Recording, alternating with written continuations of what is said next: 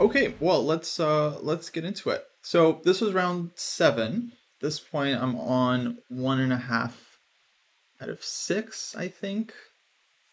Something like, yeah, 3 draws, 3 losses. So -3, not having a great event. But I am paired white against FM Evan Park, who is a pretty young kid actually, very talented. Um, but definitely I would say the most inexperienced of the field. Like I don't think he's played a lot of these norm events before. And in the tournament, actually, he was doing even worse than I was. I think he was on -4 or 5. So yeah, despite him having like let's say slightly higher FIDE rating, I felt like definitely this is a game that I should try really hard to win. So I go for d4 and my usual Queen's Gambit. He plays like the Nimzo setup. I play knight f3 here, d5, knight c3, and he goes for the Ragozin. So I think this is one of the openings I was more or less expecting. And I've played different things in this position, like there are many different moves. C takes d5, bishop g5, bishop f4, sometimes white plays with g3. Here I went with queen a4 check, which is just one of the main branches. This forces knight c6, where the knight is definitely a little bit awkward blocking the c-pawn. And now I played a3. And so this has actually been, I don't think I've ever played this before in tournaments, but this has become a pretty trendy line actually these days against the Ragozin, where white invites black to take on c3. And then after b takes c3, white tries to use the 2 bishops, sometimes playing with bishop g5, sometimes bishop f4, and so on. It's kind of like a pretty interesting and I would say pretty ambitious approach these days against the Ragozin. So I was happy to get this over the board. He started spending some time here, so it made me feel like he wasn't super familiar with the opening. He ends up castling. I go bishop g5. Now he played h6, and I drop back bishop h4. And well, this is one of the ideas behind the setup. White develops the bishop pretty aggressively and tries to provoke black into pushing g5 and weakening the king side. Otherwise, I'm just going to play like e3, get my bishop out, castle, put a rook on b1, and you know, strategically, it feels like white has some long-term potential trumps here, which is very nice, like having a very strong center, 2 bishops, open b-file. So it's really up to black to kind of concretely use their lead in development, because that's the only thing white is lacking, is that the king is still on e1, and I need some time to get castled. So he goes for this idea here with g5, bishop g3, knight e4, which I think is a very thematic idea in the Ragozin. I'm not a huge specialist in these positions, but I feel like sometimes it's better if black hasn't castled yet when they do this, because then the rook can maybe still be used on the king side, but I'm not really sure. But I did feel like this wasn't fully correct during the game, that I should be able to fight for the initiative here. There are different things black can do, like, you know, bishop d7 is a very typical move, and black can also play, you know, h6 before castling, and so okay, there's many different ways that the line can play out, but I definitely felt quite happy with what I'm getting here, because it feels like there's lots to play for against black's king. So I played queen c2. It was also very possible, and I considered to go e3 here, and just sacrifice the pawn on c3. And this is a pawn white is often willing to give up in this line, just to get some time back for developing the pieces. So like queen c2, knight e4, bishop d3, for example. Then white can either castle or play for h4. And yeah, white has all the same like strategic trumps from earlier. It's just that this pawn is missing from c3, which I don't think is actually such a huge deal. So this is a position I would generally be very happy to play. But I don't know, I felt like, why do I need that? So I played queen c2. I just felt like, you know, maybe I can get the same position without sacrificing a pawn. So maybe there's no need, because I'm just going to go e3 and bishop d3 here anyway. But here black does go h5, and in fact black had other options too, like e5 actually. It's a pretty interesting move. Very difficult move to play from black's point of view, but the idea would be just to get the bishop out to f5 really, really quickly and just kind of blow open the center. But yeah, pretty hard to sacrifice a pawn like this if you don't feel like it's really, really critical. But that might be one reason why e3 might be a little bit better actually than queen c2, because here white does maybe actually develop somewhat faster. But anyway, queen c2, h5 is played. This is also a very thematic idea from the opponent, just playing for h4 and trying to trap the bishop, because on bishop e5 there's always going to be f6. So white has to react to this. I mean, the main options are to go h3 or h4. And I wasn't actually sure which one to play here. In a similar position, I remember like looking at some game where white played h3 and got some structure like this. Looks kind of ugly at first, but black's kingside is, I think, actually much weaker. And yeah, this position I think is actually very, very nice for white. Like you could go e4 here, queen d2, bishop comes out, king can get tucked away to like g1, h2, and then white uses the f file, and yeah, black still has to figure out how to develop the light squared bishop. So something like this, I think, actually in general is quite nice for white. In the game, I also considered h4, but what I wasn't sure about here is, let's say black plays knight takes g3 here, fg, and then pushes g4. Actually wasn't sure exactly what I'm doing with the knight, like knight d2, f5, or I could play knight g5 and then also f5 here.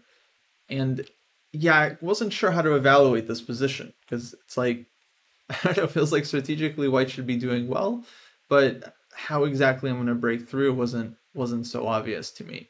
Analyzing it after the game, it's clear I misevaluated the position. White is, in fact, doing very well, and the plan is actually pretty simple. Just e3, bishop d3, castling, and then eventually just taking on d5 and putting pressure on f5. And somehow I don't know, in my head I couldn't quite make this 100% work or quite understand how well white is doing here. And so during the game, yeah, I think I kind of underestimated white's chances in this position. But yeah, it turns out white is doing pretty well. So I end up going with h3, which I think is very very logical as well. And yeah, I'm happy if black takes on g3, because I feel like I'm going to be able to kind of exploit the weakened kingside. Instead, he plays f5, which I think is pretty logical, just kind of trying to put pressure on the bishop.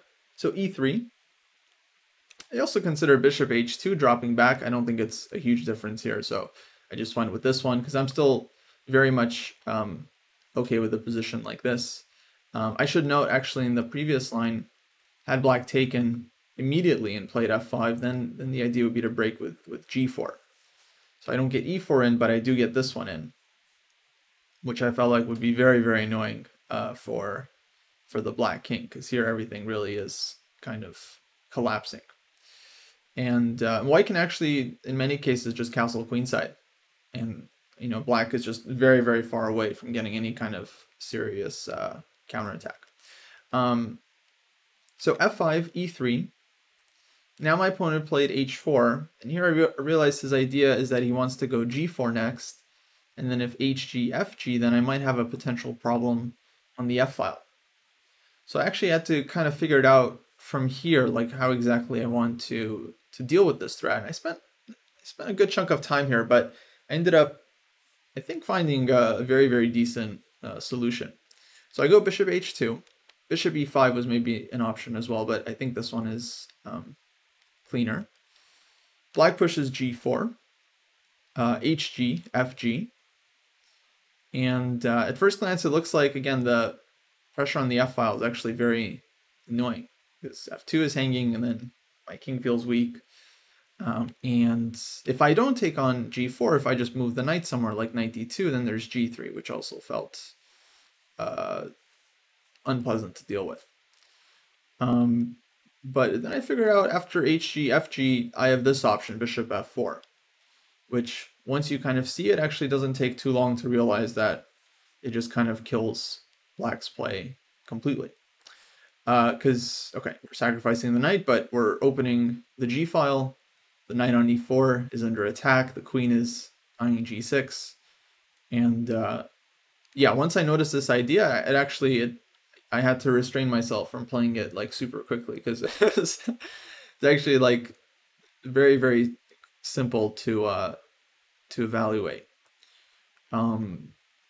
Somewhat surprisingly, black just has nothing here. Like, knight is under attack. If the queen gets into g6, that's just going to be leading to just mate very, very quickly. And yeah, otherwise white is ready to just play bishop d3, castle queenside, bring the other rook to g1. There's just no cover in front of black's king.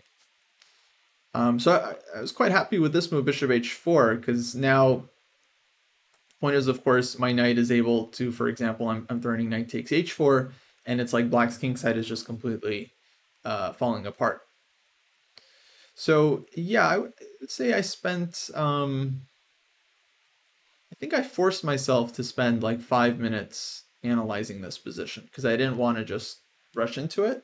I don't know if that's a good thing to do or not. It kind of, I didn't want to just like play it quickly, because maybe you miss something. And I wanted to check stuff like takes, rook takes f4, e takes f4, to make sure black doesn't have any nice jumps here or anything like that. But more I looked at anything here, just felt like white is doing extremely well. Here we're already exchange up. So yeah, I mean, you don't want to take too long because you'll need time for the rest of the game. But yeah, I think in general it's probably better to double check and be careful.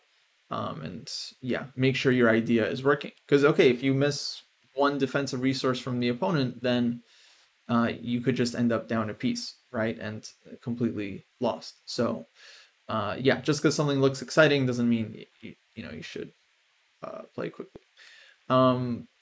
So yeah, I spent a decent amount of time double checking here, but really just couldn't see anything. So I went for it, and black takes on f3, g takes f3.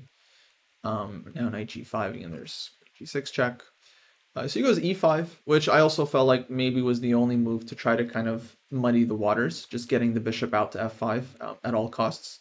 But I kind of anticipated this ahead of time. In fact, I figured white actually has multiple good options here. Like I could just take the pawn, and if bishop f5, bishop d3, black's position is still just kind of collapsing. Knight on e4 is hanging, bishop on f5 is hanging, and yeah, I didn't really see such a clear move here for black to really keep the game going. This might have been, in fact, even simpler than what I did, which is also winning, but maybe prolongs the game. I took on d5 here, and the idea is that, okay, queen takes d5 is met with fe4, where I'm like taking a piece back with tempo.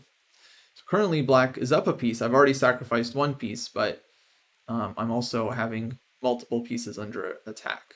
And from my point of view, this knight on e4, I'm always going to be able to take it, right? As long as it stays pinned to this g6 square, like it's not really going anywhere. So e takes f4, black grabs a second piece, I take on c6.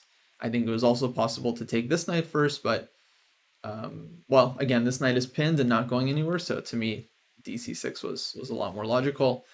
And yeah, now white is winning the piece back. I think I might have like an extra pawn at some point here. But more importantly, it's like black's king is just completely opened up. My king is actually relatively safe in the center, and I'm essentially like 1.5 moves away from playing bishop c4 castles and just getting all my pieces in. So I feel like this position should be just completely winning. Rook e8 was played. I'm not sure if black really has any great options here, but I think my opponent pretty much did the best he could. fe4, queen g5, bishop c4 check, king h8, and castles queenside.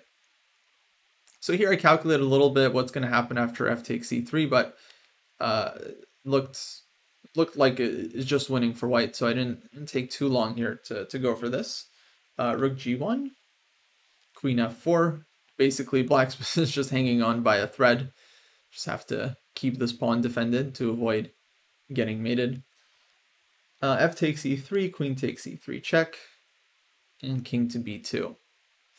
Actually, queen d2 here, I think I should have given this more thought, because kind of just wins by force, like threatening queen h6 and stuff, so black pretty much has to trade queens and take on e4, otherwise it's mate.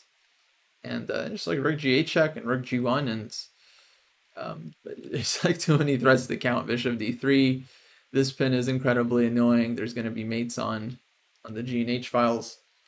It's just like a resignable position, basically. So, okay, I play king b2, which is totally fine. Black plays h3. Now it's like this h pawn is somehow just like keeping black's king from just immediately getting mated. And surprisingly not the easiest position, as I found out, to actually win for white. Main move I looked at here was queen g2. To me, this was very appealing because I'm immediately threatening mate, or to just infiltrate with the queen, which is also just going to be totally decisive. But black can play queen h6, and like, yeah, here I wasn't actually sure what my next move is. I mean, my queen is not like really being threatened at this point, so I probably have a lot of options here, and I think there's a bunch of winning moves, but it just like wasn't so obvious what exactly I should do. I think queen g3 is good looking at it now. I think during the game I probably like just didn't even want to allow this check, but it's not really something that scary. Like king a1, king b3, everything's actually completely fine, and once again mate is threatened, so black would just have to go back. So yeah, somehow this position wasn't super convincing to me. I was also thinking like, okay, black goes b takes c6, and now wants to go rook b8 check, and yeah, I wasn't sure what exactly I'm doing here. Of course, the position's winning for white. Like black really doesn't have that much counterplay, and white should be able to break through. Bishop f7 is one idea. It's actually pretty effective, just hitting the rook and then going for either queen e5 check or queen g8 if allowed. Yeah. So that one was definitely winning as well. After some time, I end up taking on b7, which was fine. He goes rook b8. This is forced. If bishop takes b7, then queen g2 is just lights out because h3 is now hanging. So this was a little trick I was hoping for, where now it's just game over. Black has just no way to continue the game. But he goes rook b8, which is the right move. I played king a2. Rook takes b7. And here I actually thought I had calculated out to like a forced win, but yeah, things basically start going a little bit wrong. So bishop a6, he gives bishop e6 check. Pretty much only move. If rook b6, then we're trading, and queen g2, and I think black just has nothing here. So this queen g2 idea is really killer if there's no bishop defending this pawn. So bishop e6 check, I go d5, and now both pieces are under attack, so he's kind of forced to go rook b6. I take here, he takes my bishop on a6, and now I'm not in time yet to go queen to g2, because with the rook on a6, he has rook takes a3. And here black does get enough counterplay, at least for a draw. In fact, I got to go king a4 here. I got to be careful. If king a2, queen a5 check, the rook gets involved, and who knows who knows who's winning here.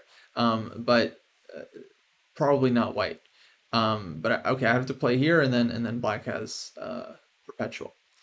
So I can't go queen g2, but I feel like this position should be winning. And I end up playing queen b2 here. And so from afar, I was kind of thinking like I'm threatening c4 check followed by mate, and I'm just creating room for the pieces to get in. I'm also covering this a3 pawn, and Yeah, but I definitely miscalculated this one because it really wasn't so easy. And a different line, I forget where exactly, but I was looking at this move Queen C1. And unfortunately, I missed it at this moment. I remember looking at it like in a different position, and but in this position somehow it just didn't cross my mind. Like I was thinking about Queen G2, Queen B2, maybe like Rook E1 or something, and yeah, just kind of missed looking at this one. It's a very devious idea. In fact, it just wins on the spot. If Queen takes C1, we're taking on H3 with a nice little in between check and then mate. And otherwise, the queen is eyeing H6, so black is just getting mated. Queen E2 check, King A1, and white has too many threats for black to cover. So that was really a shame missing this, because after I played Queen B2, I think I realized like, oh wait, Queen C1 was just completely winning. Because now black goes King H7, and now all of a sudden Queen C1 no longer working. Because now black can take and then defend with Queen H6. So this was honestly quite tilting. It's just like, oh my god. Like Queen C1 would have ended the game. Like I realized it at this point. I think at this point Queen B5 is actually still pretty good here for white, but I don't think I was looking in this direction at all. Just hitting both rooks, but also threatening Queen H5, which is pretty devastating because you're also hitting F7 and yeah, just mating from there. So at this point, I think I still had a decent chunk of time, probably like 20 or 30 minutes or so. The opponent, I think, had less time, maybe like 10 minutes, but not exactly sure. So I ended up going C4 and threatening mate. And here black goes Rook E7. I was actually really expecting Rook G8 here. And he's going to probably push E7. And after Rook E6, honestly not sure what I had in mind here exactly. I think I was just going to consider like some Rook E1 or something, but the position has really actually gone way out of control. And it's not even clear that white is even better at this point, because black is going to have like Rook G2 ideas at some point. Okay, of course, barring some queen takes G2. But yeah, white's pieces are just not breaking through, and black actually has managed to put up some defenses. So I'm not sure actually exactly why my opponent didn't go for this one. Maybe he's probably just worried about something. Maybe takes and Queen B8 check, for example. But yeah, that line is let's say not clear as well. Let's say takes and King H6.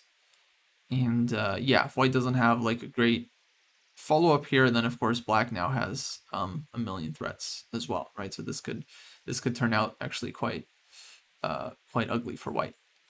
So yeah, I'm not sure, but he ends up going Rook E7, which is definitely not as good.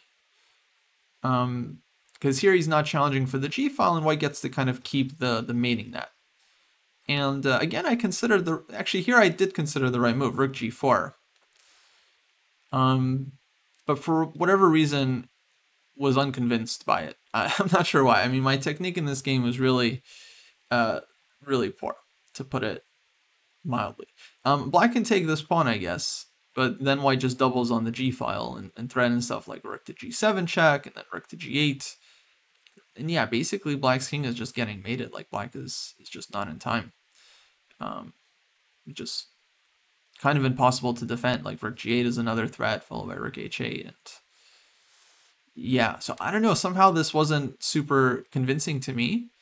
And I ended up playing a different move, Rook C1, which I thought was winning. Because I'm threatening Rook C3, and I'm just trying to take the H-pawn. And I thought this is actually very, very simple. But I totally just missed my opponent's next move, Rook B6. He just forgot he can do this. And now he's just kind of messing with the coordination. So I'm not in time to play Rook to C3. If I play Queen C2, then I'm not really I haven't done anything, and black can take on e6, or maybe take this way. And I'm still just kind of shuffling around and not really generating much of an attack. So after rook b6, suddenly I realize, like, oh my god, I'm completely blowing it. Of course, queen g2 is not an option anymore because of queen b3 check. And I realized, like, I might just have to go for the endgame here with queen to c3, which was very sad given that, like, a couple of moves ago, we're essentially just, like, mating the king. I mean, just, like, the picture perfect, like, mating attack ever. And now we're actually going for this, like, rook endgame that we're going to try to have to squeeze out.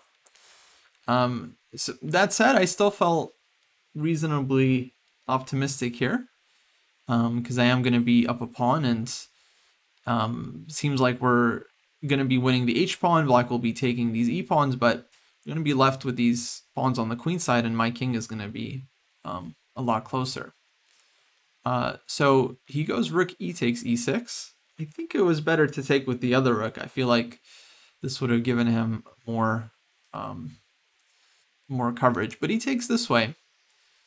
I take on h3, king to g6, rook h6 check, and he comes up king to g5, which I think was the right approach, because had he played like king to g8 or something, then, for example, I could play here and get the second rook in, and let's say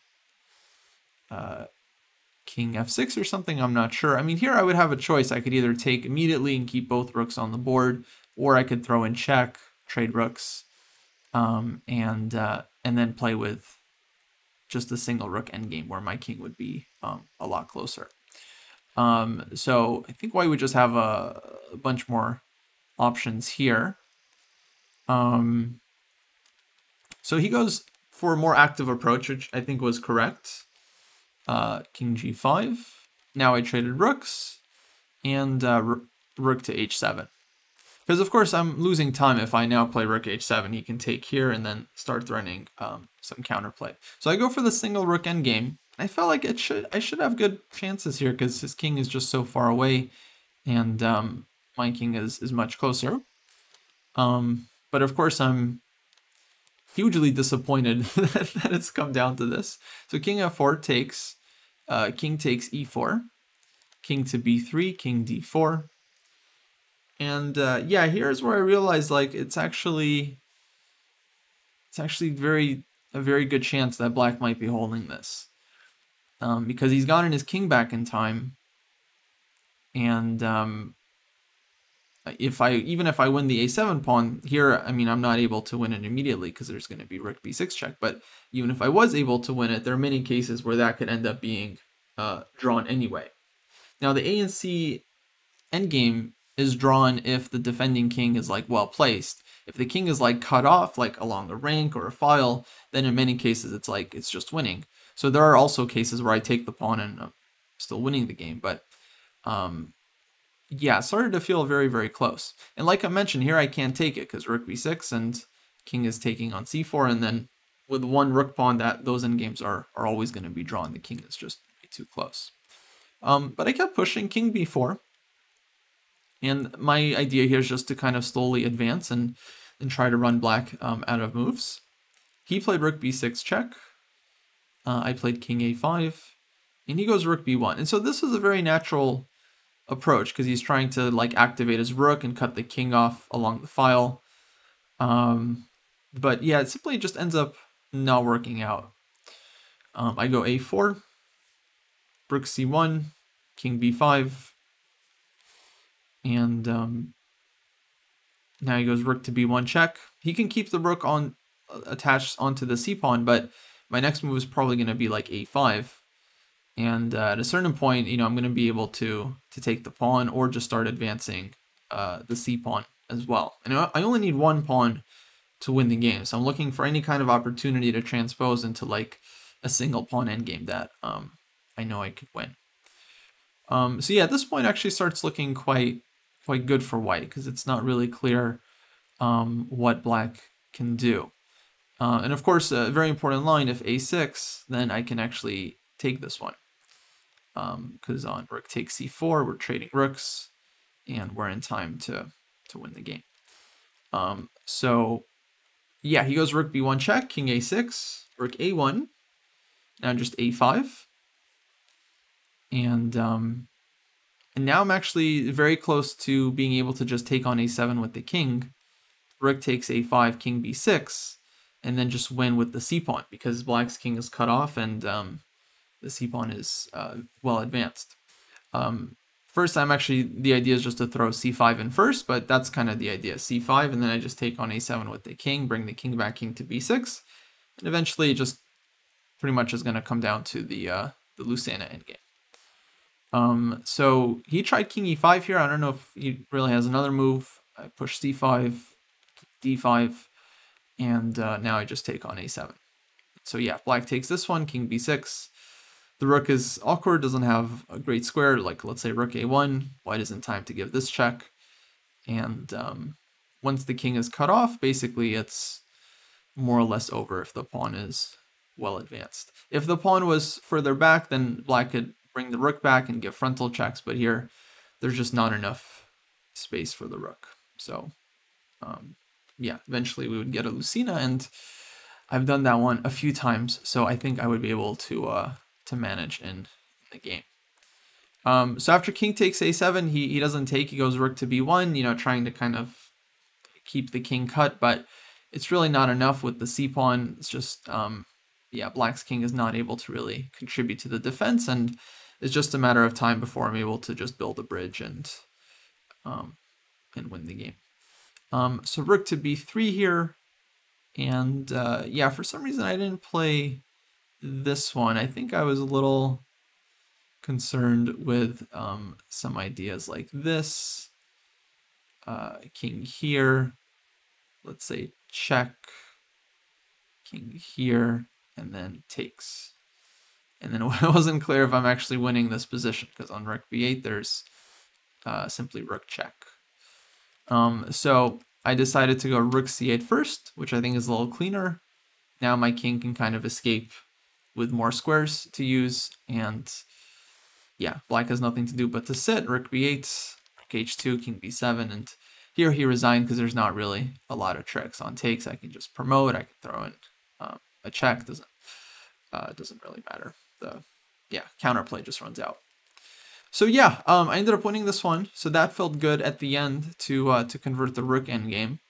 But of course it was a real bummer to have kind of blown that position, because after like sacrificing a piece, I mean, you know, it's like so clear that white should be winning and should just be mating in like a couple of moves, and yeah, not being able to execute it was kind of a bummer. After the game, you know, I checked this endgame. It turns out black was holding this one, but he kind of went for the wrong approach. So he tried to keep the king cut off like on the b file. This ends up just not working out. White is able to just snake his way in and advance. Had he actually kept his rook on the 6th rank, then I don't think white is winning this one. And it's actually a pretty simple draw once you kind of look at it. I mean, white can make advancing moves, but let's say black pushes a6 here, well, which he'll have to do at some point. And there's actually not a great way for white to make progress. Like c5, king d5, and black just shuffles with the rook on the 6th rank. And yeah, I mean, a lot of times I can kind of understand from the opponent's point of view. You usually don't want to rely on, like, you know, passive defense, as many people would call it, where you're just trying to sit and stay put and hope your opponent has no way of breaking through. So I totally understand rook b1 here, and during the game I was more or less expecting this move as well. But yeah, kind of interesting that here black could essentially just build like a little fortress with rook e6, a6, keep the king active on d4, and white wouldn't be able to break through here. If rook a7, black just takes this one, rook takes a6, and here actually, I mean, black can give check and draw that endgame, I think, very, very easily, but also just trade to go king c5, and this is also a draw. Black is in time. It's either king b4 or king c6, and game over. So Yeah, this could have had a very bitter end because I think my opponent was pretty close. I mean, fortunately, he was in time trouble, so he didn't have a lot of time to figure this out. If he did, I think he probably would have figured out he can just sit on this position along the 6th rank and hold it. And that would have been a real bummer. I mean, thankfully, we ended up winning the game, but it would have been much nicer to have won it early.